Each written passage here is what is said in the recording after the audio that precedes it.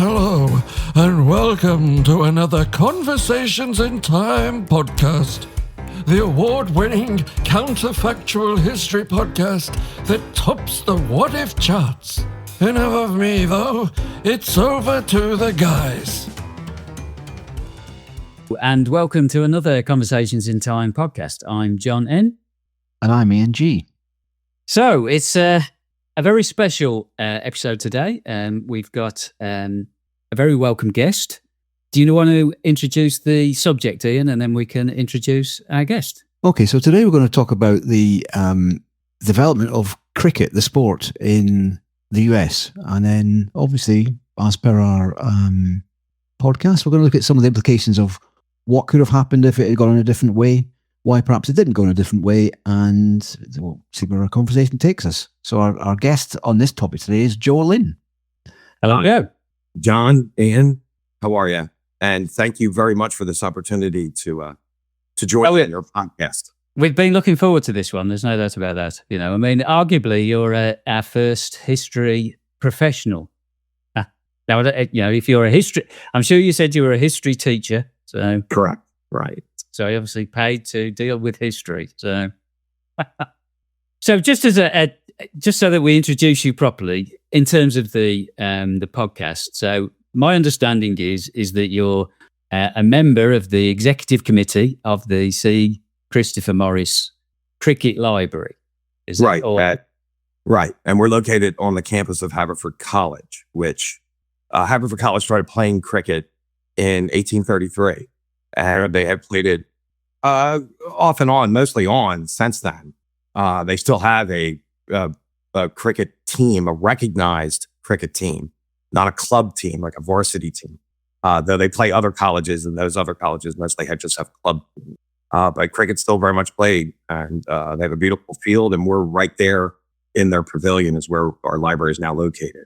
All right. I understand the library is one of the largest cricket libraries, certainly in the Western Hemisphere. I think it said on the website. Yeah, right. So I believe it or not, I think there was one up in Canada that closed, so we are probably the only one in the Western Hemisphere at this point.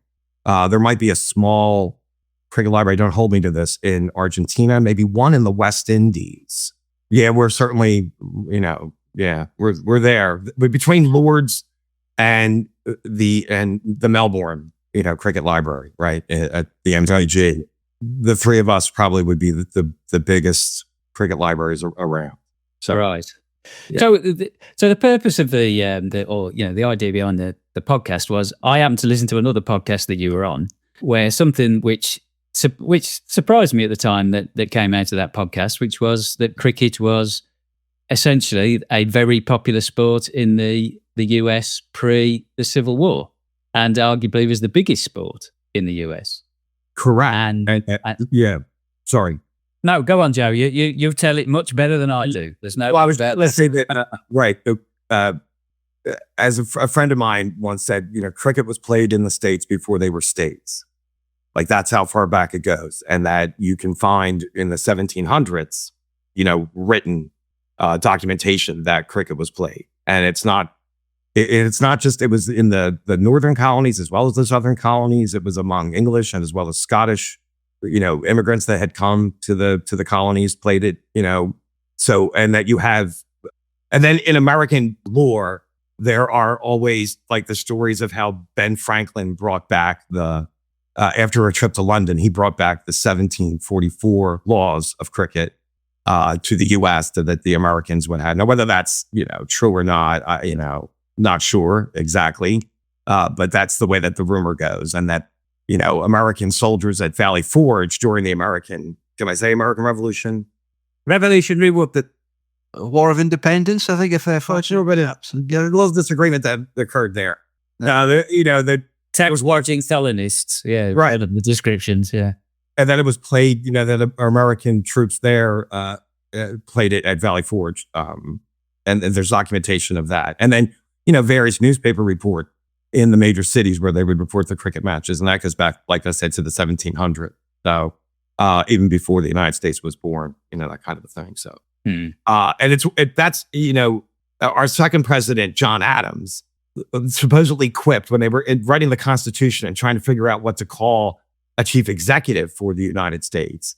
And they were coming up with different terms, prime minister, and then rejected it. Blah, blah, blah.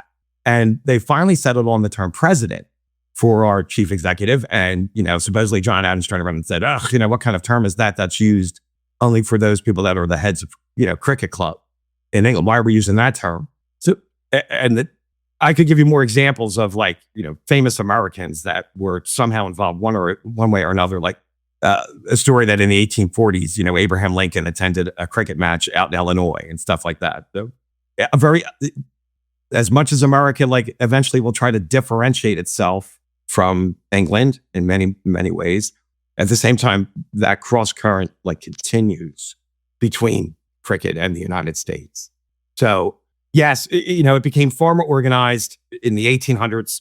And that would be analogous to its formation as well as, in England, that it's going to follow similar lines. And with the advent of the railroad, that's when, all bets are off the table when railroads get started. And then suddenly playing matches further and further away from, your home grounds become a very realistic endeavor. So yeah, and you're right. It's the Civil War that most historians, not all, right? Most historians are going to point to the Civil War and that's more or less like a convenient way historically, right, of making a breaking point as to the popularity of cricket declining and the rise of baseball. So it's not 100% necessarily true, to be honest with you, that even after our Civil War ended in 1865, and despite the growth of baseball, and there's no way to get around that baseball did not grow as a direct result of the Civil War. But at the same time, there was a proliferation in the 1860s and 70s of cricket clubs across the United States. It would be truly a misnomer to say, once Appomattox happened and the South was defeated, that cricket died right there on the vine. That's not necessarily true. And that cricket kind of clung on for a while. It really, and especially eventually it kind of centers around the city of Philadelphia. That becomes the major hub of American cricket talent is going to be found in the city of Philadelphia. But, rather than spend an inordinate amount of time talking about that, cricket was played from coast to coast, north and south, east and west, throughout the last half of the 1800s. Though it began to, if you want to technically speak, it began to seriously lose ground to baseball. Probably somewhere in the 1880s is where it really seriously began to, decline. But yeah, it was still played very competitively. And like I said, a proliferation of clubs from, across this land, 500 some cricket clubs, even after the Civil War. So what sort of crowds turned up at any idea as to the attendance? I think it would go from a few hundred in maybe places like Chicago to, a couple thousand in New York to, depending upon the match, 10,000 or more. Listen, so in 1859, a couple of the big things. So 1844 was the first international cricket match, and it occurred between Canada and the United States, right? Yeah. Which the United States lost. But nevertheless, and then pretty much off and on, the United States has played Canada. At various times, those matches were discontinued for various reasons, but that's now certainly back as one of the United States' current cricket team. Our biggest rival would be Canada. But yeah, so, that's the first international cricket match of any kind, right? And then the first tour that Englishmen ever took, a cricket tour, was to Canada and the United States, and that was in 1859, right? So this was done after the English season came to an end. So, hop on a boat September, or late August, and then play some matches both in Canada and the U.S. By the time that tour in 1859, the English tour in 1859, by the time that wrapped up, I know it was snowing in Canada. And so the last couple of matches were, they were wearing overcoats and gloves, and they were thankful to get out and just, go back to the pavilion kind of a deal. But in a couple of those matches, though, crowds of 10,000 or more showed up. And that was as big as those fields and stands in those days could take a crowd of 10,000. And that's what some of those crowds turned out to be. So with those games, sorry, Joe, sorry. No, go ahead.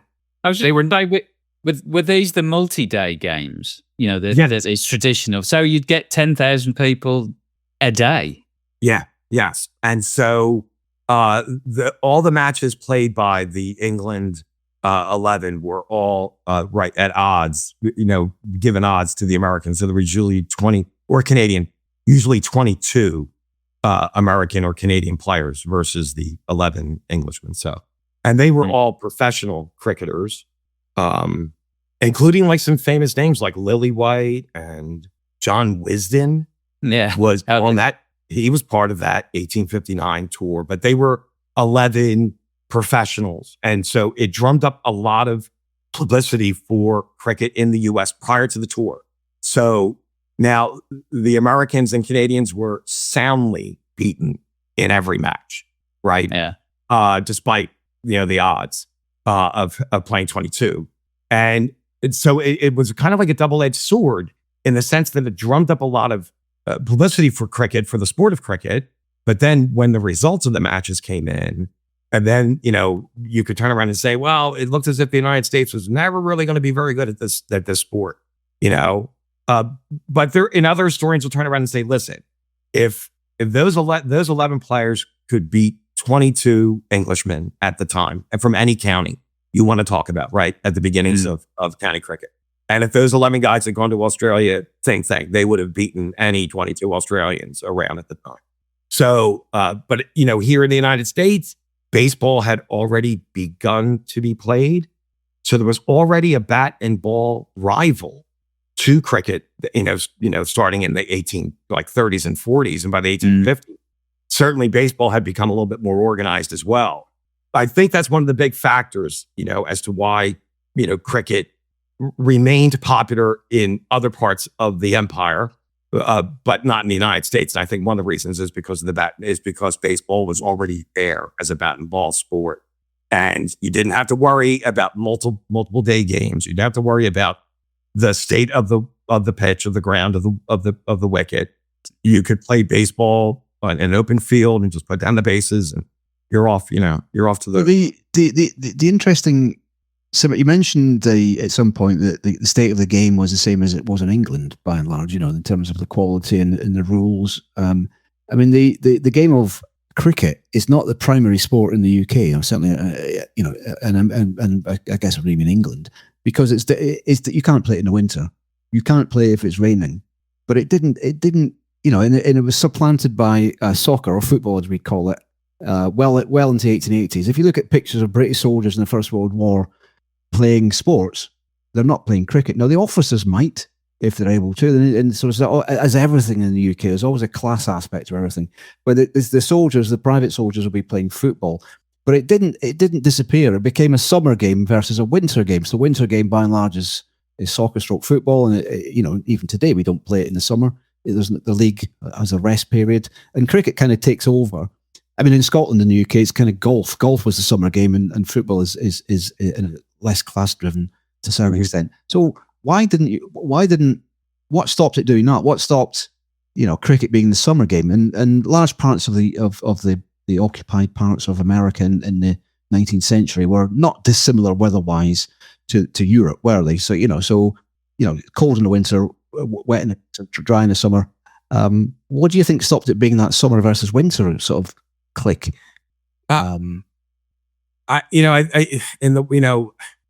Like baseball, it goes from spring to early fall, and then the weather changes and other sports take over. So for us, it's American, it's gridiron, football, American football. And then in the deep cold winter time, it'll be sports like basketball, which are indoor. That certainly was started up in Massachusetts as a way for that game was invented specifically to keep baseball and football players in shape over the winter time when you couldn't really go outside that far into New England. So are you saying that? I mean, I'm happy to be educated. So people don't play baseball by and large in the winter. Is that the case, or? I mean, as it turns out, right. So now from Florida to Southern California, certainly you can. Yeah.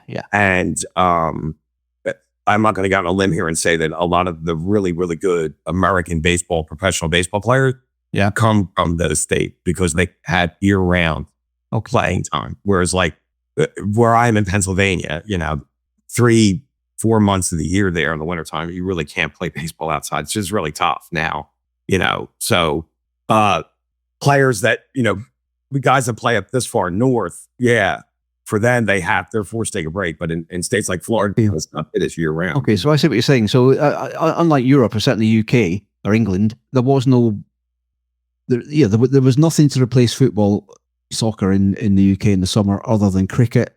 Yeah, golf to a certain extent. But in the US, baseball was sitting there waiting, wasn't it? It was, you could play it in the summer. You would play it in the summer. It's easy to play. I mean, you've talked about the Civil War. I guess soldiers could find a field and hit a ball. Right. Finding a rolling pitch, although the pitches wouldn't be as we would understand them today. They wouldn't be works of art and have different approaches to them. But they would, so but it is difficult to get a cricket ball to bounce on an open field, if not impossible. So it's I can see that there's that aspect. So you were talking about the crowds. Were those crowds expats, do you think, as we would call them here? Were they recent immigrants or from? I think there was a combination. I really do think it was enough. But that 1859 tour, there was enough interest drummed up among, drummed up by non-immigrant Americans. Yes, yeah, right. I don't want to say Native Americans. That'll be misleading. First generation, I suppose. First generation Americans or whatever you would. Yeah, I do think there was enough. Because you would find whenever those matches were going to be played on that tour in 1859, in American newspapers, there would always be like a little bit of a primer as to the rules again, as to, this is what you'd be looking for. So that would kind of tell me that they weren't relying on an expat type of crowd, but they knew that Americans were going to be coming out for that. So, and that, by the way, that also produced the first tour book. The first cricket tour book came from that 1859 tour because Lily White just, when he got back to England, decided, I think I have enough material here for a book and get it published. And it was. Yeah. And so that becomes like the first, which in a long-standing history of cricket tour books, that have been written after big tours. So, there's a lot of firsts here. And, but as time goes by, it does begin to give ground, no pun intended, to baseball. What do you think before we get on to sort of the next phase where we talk about the what if, what do you think what's your opinion on the decline of cricket within mainstream USA? I do think it's a combination of a lot of different factors, and not the least of which was, so cricket went from being, like 1859, those professionals, right? Being controlled, more or less, the game being controlled and dictated by professionals until around the time of our Civil War, when when the MCC kind of gets hold of cricket and it becomes an amateur controlled and driven sport. And you can thank W.G. Grace a lot for that, right? Of putting the amateur, how amateur was he? Okay, we could talk about that. But yeah, I mean, I can remember watching cricket on the TV in England in the 70s. Well, people would still refer to gentlemen and players. So gentlemen. Yeah, I think that technically that distinction ended in the 60s. Yeah, but they're between gentlemen and players. Yeah, right? The pundits on the TV were of that generation that they could still remember it.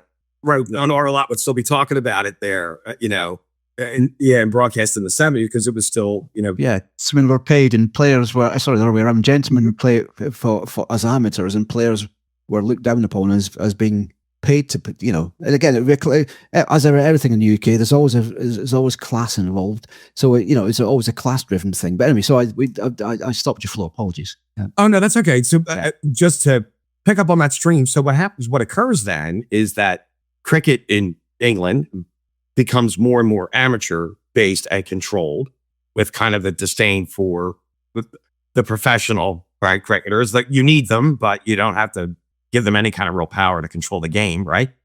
Whereas in the United States, it will now go the opposite way. Like within 4 years after the Civil War ends in 1865, by 1869, you have the first formation of a professional baseball team that will go crisscross this nation from one side, thank you railroads, and will not lose a single match. And they will play, various baseball clubs in various towns and cities that are mostly amateur players, across the U.S. And that seems to have put baseball, that 1869 tour by the Cincinnati Red Stockings was the name of the team. That turned out to probably be like the tipping point for baseball now to gather a great deal of momentum, because that was widely covered in American newspapers, that 1869 tour by the Red Stocking. Oddly enough, if I could just do another deviation here real fast, but it'll all tie together. So some of the cricket clubs in the U.S. would hire English professional players to come over and help to coach and train and be the groundsmen for the club, right? And so several different clubs in New York and Philadelphia would hire like a professional to come over. So one of those was a guy whose last name was Wright. And he brought his family with him, and he was a professional coach and player in one of the clubs up in New York City. So his one son was 12 when they came to the U.S. His name was Harry Wright. So Harry Wright, as it turns out, like his dad, he played cricket, alongside his father at that club up in New York City and that kind of stuff. And he was a fairly good cricketer by the time he was a teenager. And when that 1859 tour came through, like Harry Wright was picked as one of the American players, even though he was, an English immigrant, right? But he was one of the 22 Americans. Now, he didn't do, all that well in the match, and the Americans lost the match. So Harry Wright also, as he's like playing cricket nearby to the cricket field that he's playing on, that cricket pitch, next to her is a baseball field. So he's watching baseball out of the corner of one eye, playing cricket with the other. Next thing you know, like, he begins to play baseball. It turns out like he's a pretty good baseball player as well. Well, don't you know, in 1869, the Cincinnati Red Stockings were formed by Harry Wright. He was the coach. He was the manager, and he was also a player on that team. You're going to have a hard time convincing me that he didn't stand there and see a crowd of 10,000 people show up to watch, professional English cricketers play a sport at the highest level, right? The most skilled players you could find. He then goes about 10 years later, getting the 10 most skilled baseball players that he can find and takes them on tour across the United States. And so I think and then, oddly enough, right? So then American baseball becomes really controlled by professionals. So are you suggesting that he identified a model? A model, of sporting tours that obviously could generate revenue and money, and thought, well, I can see a model here, and hey, he's in the Baseball Hall of Fame. Yeah, like he was one of the original members inducted. Him and his brother George also played cricket and baseball. George Wright did too, right? And both the Wright brothers are in like the Baseball Hall of Fame. And if you go to the Baseball Hall of Fame, you'll find some references to cricket. Yeah. Going on, not a whole heck of a lot. It's there, right?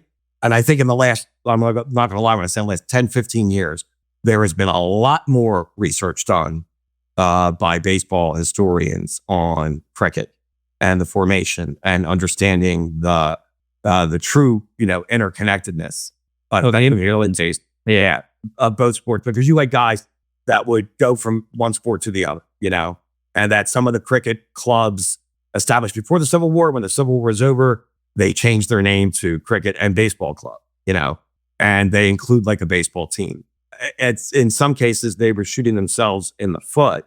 You're right. You know what I mean? Not realizing that in order to try to keep both sports going, they allowed baseball players into their cricket club. So you had a lot of crossover between the two sports early on. And, how much, just thinking on moving it forward, how much of the decline do you think was it a decline? How much of the decline was anti-British? Obviously you've got a huge influx of Irish immigrants in the 1850s. You've got huge influx of Scandinavian and European.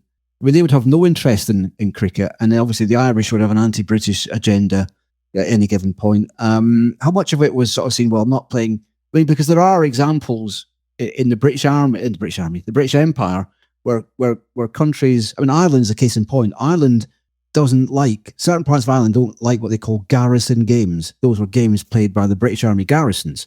So that's less the case now. Rugby was deemed as a garrison game for a long time in Ireland, but it's now very popular. I mean, what? And there is an Irish cricket team, obviously, but again, it's not a popular game. They've got their. How much of it was there any anti-British aspect to the decline? Do you think? I do think that plays a role, especially after the Civil War, and from the people that began to understand the amount of money that could be made from baseball. Yes. The more popular that sport became, and again, railroads, newspapers, greater literacy rates. Yeah. And, newspapers covering sports and that kind of a thing. I think that if when you read some early baseball stuff, and especially baseball stuff after the Civil War, you are going to get this anti-British. Right. It's going to be like, this is a game for lords and, the upper crust. It's not like it's not a sport for Americans to be playing. It's too, it's too old world. It's too English. Yeah. And what America needs is, but hey, so, and that's like, a larger, broader issue of American culture and American cultural history. And I don't want to speak as if I know exactly what's going on here with this, but like, if you look at American history, you'll always see that the United States like constantly has to like in essence reinvent itself culturally. It has to find its own norms and its own. And so, after the Civil War, there's a huge rise in American nationalism, obviously, once the war is done, and that, the nation that stayed together and that kind of stuff. And, to some Americans at the time, Britain kind of played a little bit of a slippery slope with the Civil War, where they were aiding the South, but not necessarily coming out, right? And I think that might have backfired a bit, that after the war was over, you read some early baseball stuff that it'll mention that. Don't forget that Great Britain was not necessarily a friend of the United States. That was probably the roughest patch, by the way, of the special relationship would be right then and there. And I get that. But I think that's part of it. And the way that the game was represented in American press and American books. But at the same time, like a man whose name was Albert Spalding, who was very, very instrumental in the development and popularization of American baseball there in the last half of the 1800s. He published a cricket annual every year until like the early 1900s.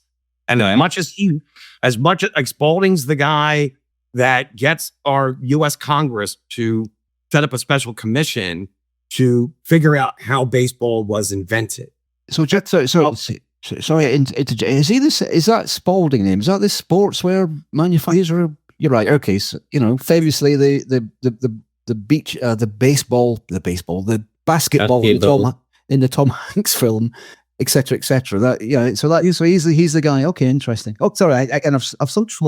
So as much as the Lily White, which is also sportswear, did that kind of thing in England. That's the way Spalding was, right? With both early on with both baseball and cricket, and but like I said, he still sold cricket equipment and still published a cricket annual up until the time of the First World War, just about.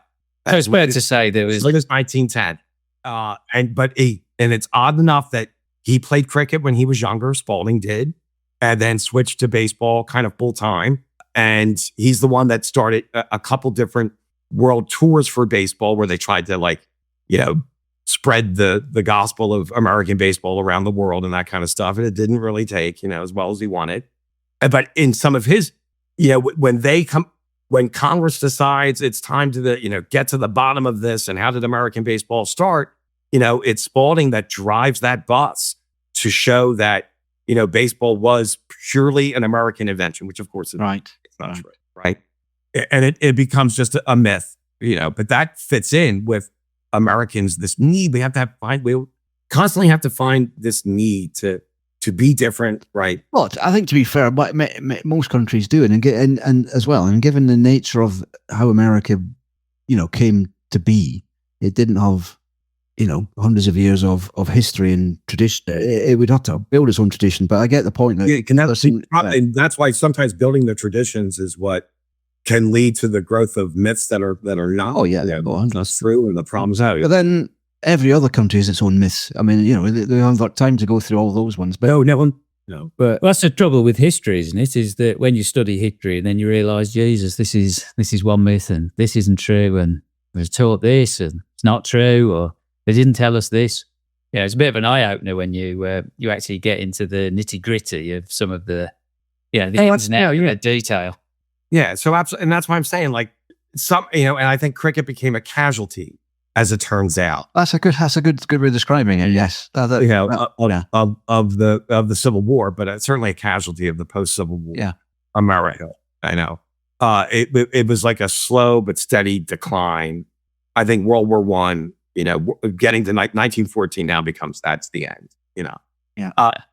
For the last like maybe 30, 40 years before the First World War, like I said, cricket in Philadelphia was where cricket was really centered, and the best American players and all were in the Philadelphia cricket clubs playing. Who were those people? I mean, were they wealthy? I mean, who were those people? Yeah, you're right. So by and large, they're going to be relatively wealthy Philadelphians, Americans from Philadelphia that would have the time and the energy and the money, right, to play cricket. But several different cricket clubs were formed, 3 of which are still very much around to this day, though they, are either golf clubs or lawn tennis and golf clubs, though they retain the name cricket in their name. And about 3-4 times a year, they'll play cricket on their ground. How do, if you were an individual, do you actually play cricket yourself, Joe? Have you played? It's just a couple of times, and I can honestly say not very well at all. Well, okay. Yeah, I'm surprised you're that much of a cricket nut if you haven't played it. It's it's a bit surprising, really. I came to cricket very late in life, probably around 1999 or something is when I really started like understanding what was going on and following it and reading about it and that kind of thing. By that time, I was already kind of old. You know what I mean? And but then until relatively, even now, professional players play into their 40s. It's, it depends what you actually do. Oh, yeah. But bowlers generally don't so much. But I'm just curious, and the last thought on this before we get into what ifs. Sure. If you're one of these guys that is still playing cricket in these clubs, albeit not very often, what do your fellow Americans think of somebody who plays cricket? Just, do they even know what you're talking about? I mean, I was going to see, like some of those cricket clubs, like half the players or more will be Americans. Right. That will turn out.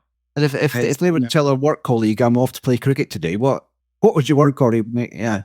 I think, according to what I've heard from various guys that play, there's always like that, quizzical, but what are you talking about? What are you about? What are you playing? And I was talking to some history teachers yesterday, and like and smart guys, absolutely smart, wonderful guy, who like both of them, when I mentioned the podcast tomorrow, both of them kind of mentioned, well, isn't that where like baseball came from cricket? And I'm like, no, that's not true. Like, really there's a bunch of bat and ball sport that are similar to one another. Baseball kind of goes in one track and then cricket goes in another. But if you wanted to trace their origins back to various, pastoral games in villages and all in Europe, you could do that, especially in England. So like, there's still like this quizzical kind of thing for most American as to like what the sport is and what it's about. But if you want to, what if this now? If you want to, so we've had a history lesson, which is great. I mean, it's an interesting, it's a fascinating subject. When you get into the detail, there's no doubt about that, and it's a bit of an eye opener. I'm sure there'd be lots of cricket fans who would be really surprised to see how big it used to be in the US. At one point. So we'll just have a quick break, and then have a word from our sponsors.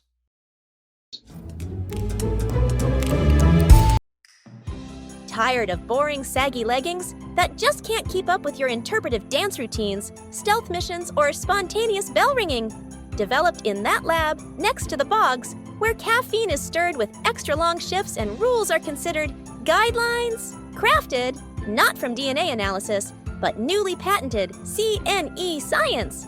Introducing from O-Tech-No, Cuckoo Spit Spandex. Yes, Cuckoo Spit Spandex, a fabric you never knew you needed. Let's face it, what's good enough for froghopper nymphs is good enough for you. We've shed loads of them. Plus, it literally comes out there. Okay, you know where it comes from. CNE Science then does its stomach-churning transmortification thing. And buff my bunion, this fabric just oozes out. Just imagine pulling them on. No, it's not pleasant. Cuckoo Spit Spandex, It's weird, wildly stretchy. And don't forget it smells, 'cause no one else will. Oh, techno! You've only gone and blummin' done it again! Today's episode is sponsored by O-Techno, helping yesterday, today. O-Techno is a subsidiary of Uncle Schnookums Enterprises, wholly owned and operated by Deforest Co. Global, pioneers in transforming the world's rainforests into your favorite products. All rights reserved. No claims or returns will be honored. And we're back. Right. So we're back talking about cricket in the USA and what if it hadn't declined. I mean, I have we could pick a particular thing, like, I forgot his first name now. George Wright, was it? Harry. Harry Wright. Right.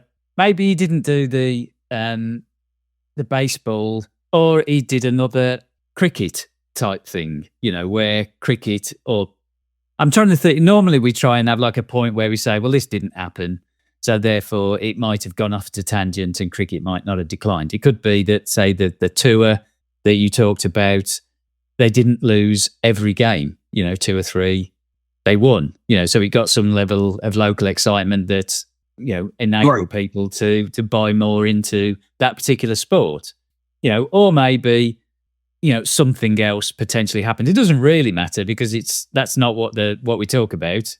But, sometimes having a trigger does, at least gives us some validity that it's a what if, Right. Just go, oh yeah. And cricket just carried on. So I don't know whether you could think of something. Yeah, well, oddly enough, the first Australian team to visit England should have been around 1878 or so, around that time, right? On their way back from that Ashes clash, they stopped off in the United States and thought, well, we'll just travel across the U.S. and hop on a boat in California and go to Australia that way, but we'll stop and visit the United States, see what's going on. So they played in Philadelphia. They got off the boat in New York, took a train to Philly. Look, the train was a little bit late.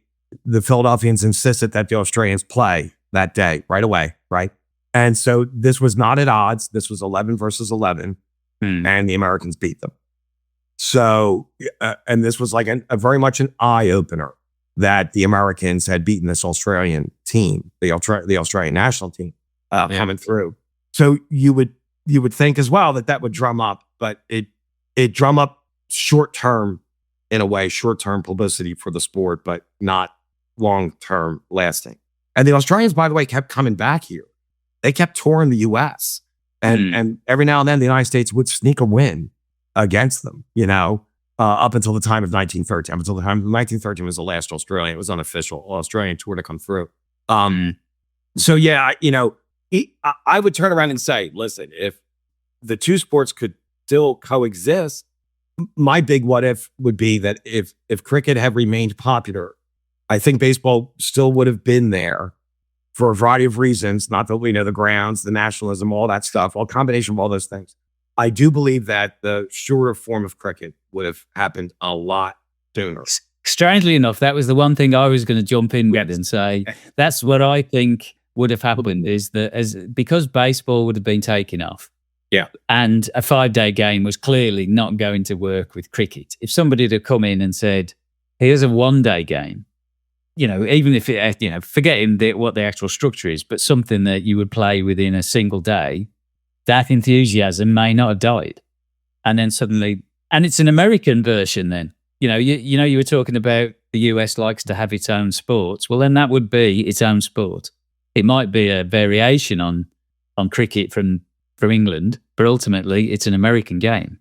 And that could be the catalyst of keeping cricket thriving and alive and well in the US within that particular environment. I mean, you'd probably still get the 5-day game because you'd have your elitists. I mean, that's ultimately what happens now, where you've got the short form, maybe not the 1-day game, but, with T20, I've got quite a few friends who sort of look down their nose a little bit at T20, think, oh, well, yeah, it's not as good as 5-day. And I think a lot of the professional cricketers as well, sort of see it as a bit of, not as a joke, but, as a, yeah, that's a sort of cheap game. And the real game is all of the nuances. Is right, the multi-day, first class. Right, absolutely. Right. And yeah.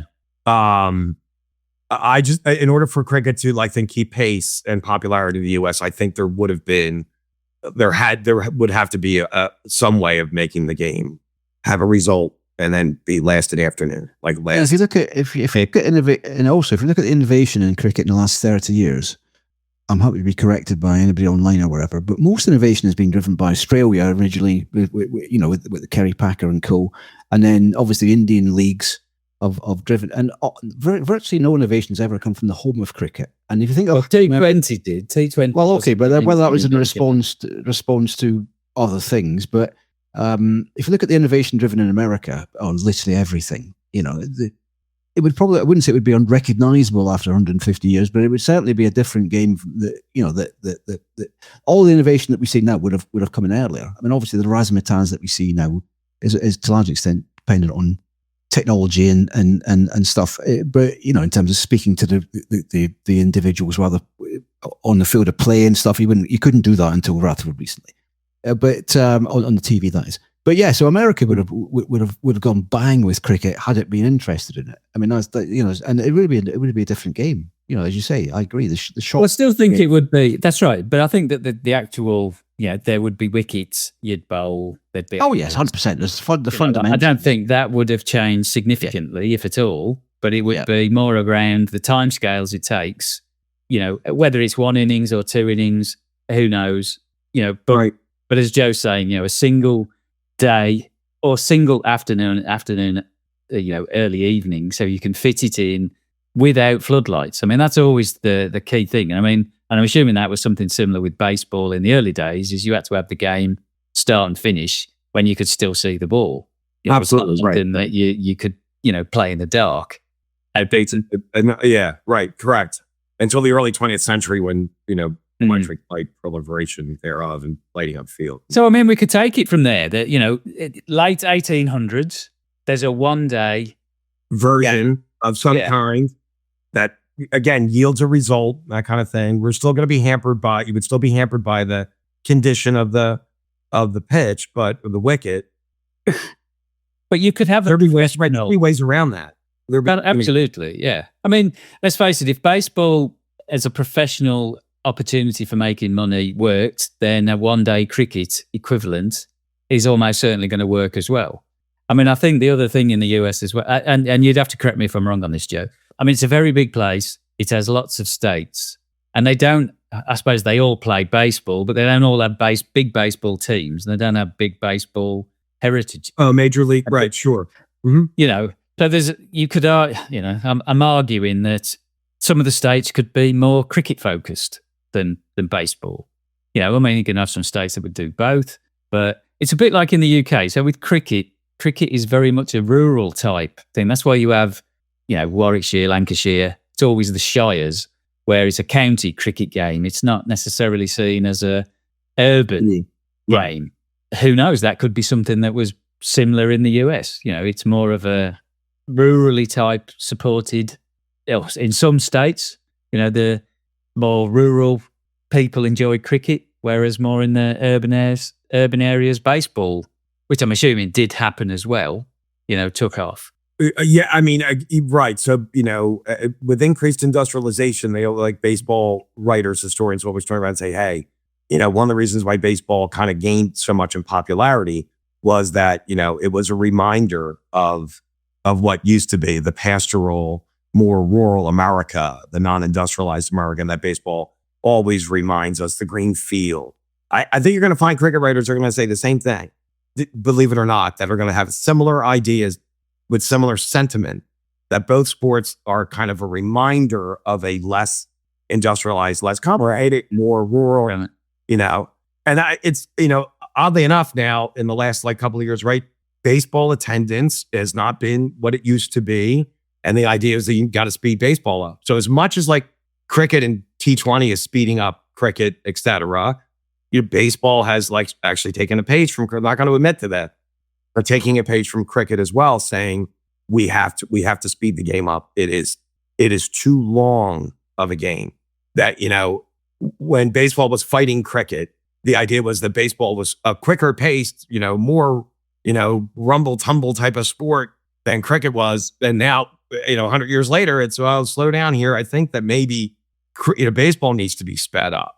So, and I think, they've kind of learned some techniques from, hey, they're using some of the technology that's used in cricket to review, right. baseball call. That was something that was unheard of 5 years ago.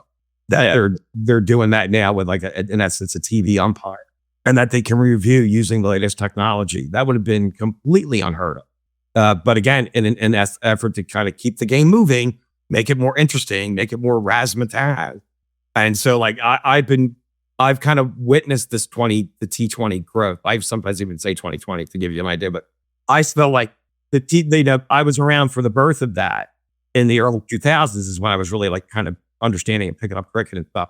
And I 100% agree with you that older guys were like, that's not cricket. That's not proper cricket. That's just having a bat and that kind of stuff. But it became the revenue driver, right? And it is now. It is. It drives the sport, and it's a shorter form. Yeah. If that had taken place in the late 1800s, I think this what if would have certainly been like what is a what if, right?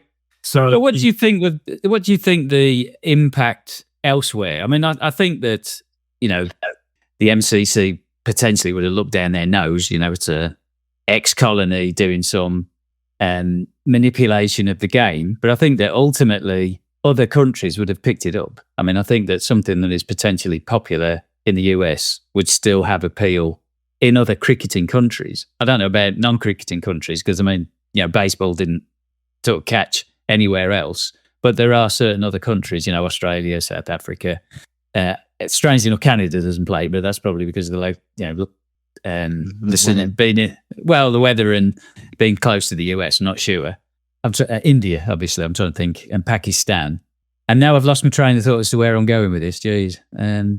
Well, while you get your train of thought back, let me take off. I'll get to on another direction. So we were chatting about this briefly before we started recording, but the cultural impacts of any issue always interest me. So, you can argue how much sport interacts with a country's culture, but there's always something, if nothing else, in certain layers of society. So in the UK, the impact on cricket, I wouldn't overstate it, but in some aspects of literature and comment, shall we say, of newspapers over the years, there's play up and play the game. There's a concept of walking. If you're out before the umpire calls you out, sort of there's talk about gentlemen and players. So there's that aspect in the UK, but I wouldn't overplay that. What do you think is some of the impact of baseball versus cricket and the impact on the culture of the USA? So there's definitely a thread through films and I'm always taken by the fact is one of my favorite TV programs, for example, is Band of Brothers, which is about the American paratroopers in the Second World War. And the last scene in Band of Brothers of 8 episodes is the paratroopers playing baseball. And I think that cannot be a coincidence. All right, I'm sure they did play baseball, 100%. But it's interesting you show that the war's over, by the way. The war's over. They're in southern Germany or even Austria. I can't remember exactly where. And they're playing baseball at the end. And it's one of those ones where it shows you what happened to all the soldiers. He went and, this guy went and became this, that, and the other, all the rest of it. And I thought, what could the difference be, do you think, if that were cricket? I mean, I'm not talking specifically about that TV program. What cultural differences? Is baseball ridden through American culture? And if so, what would cricket look like if it was replacing it, do you think? That's a very good question, because baseball is written through American culture in a way, and why that is, again, I'm not sure I'm an expert enough to say that, other than the reminder of the shared past and that kind of the reminder of the more pastoral lifestyle that once was, and the green field reminds us of that. The idea that and cricket's the same thing, right? You as a baseball player, you're up there, you're the batter, you're now the pitcher. Individually, you are extremely important, but you are part of a team. Yeah. And you have to do what's best for the team at that moment. So you might, in fact, to the point where the batter might have to not hit the ball and increase his batting average and do his best just to get a walk so he's on base, because that's going to help the team at that moment. So is that part of that? The idea that you as an individual, you're an important person, but you are part of a team as well. it's fair play. It's rules. You follow the rules. You do the best you can when you're out there. Well, all those things are kind of like part of what Americans want to believe is part of their core value. Is it right to say though that there's an edge to baseball that you don't see in cricket? I mean, I'm not by stretch of my imagination knowledgeable in baseball, but there's things like the curveball, which and there's messaging between the pitcher and the person who catches the catcher. There's a mess, and then there's a key, and then and there's brawls that break out between teams that are in the dugout. That never happens in cricket. Nobody ever, there's no violence of any sort of description in cricket, ever. There never has been. I mean, so there's an edge to baseball, which isn't in cricket. No, and when Mike Gatting went after the Pakistani umpire, right? Yeah. That was whereas that is something that's kind of routine in baseball. Yeah, indeed. If the umpire makes a bad call, it might not necessarily be the player. It could be the manager that comes out. Like it could be the coach comes out of the dugout and starts yelling at Sorry, go on. That's really professional. That's something that's kind of tolerated on the professional level. Right. But on the amateur level in the United States, that's frowned upon.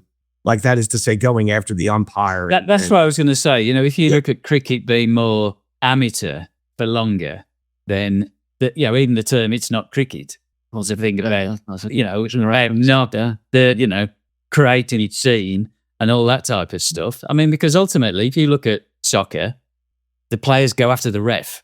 Yeah.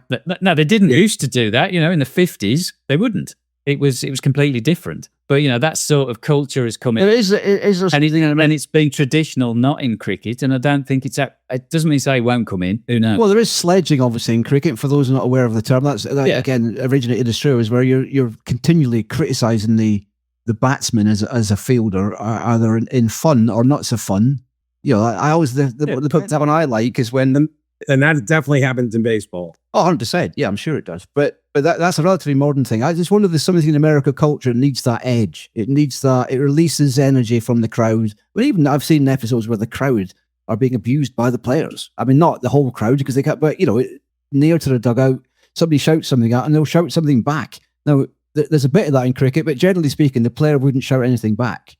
I got to be honest. I mean, I haven't been to many baseball games, but of the ones that I've been to, I mean, I the impression I always get, and we don't sit behind the batter, which seems to be where the keen fans or the more interesting fans did. Yeah, and vocal. And when you're sitting round the edges, people tend to do a lot more talking, and they're not really following the game as much.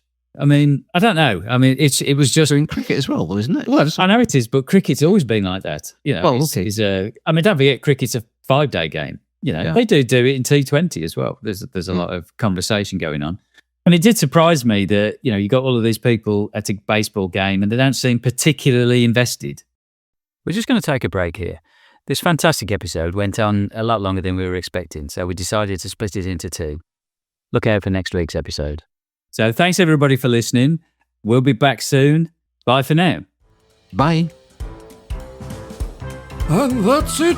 We hope you've enjoyed today's episode. But after listening to us natter on, why not let us know what you think? Find us on Blue Sky by searching for Chats in Time. On Facebook, search ORC Time. And on X, we are ORC_time.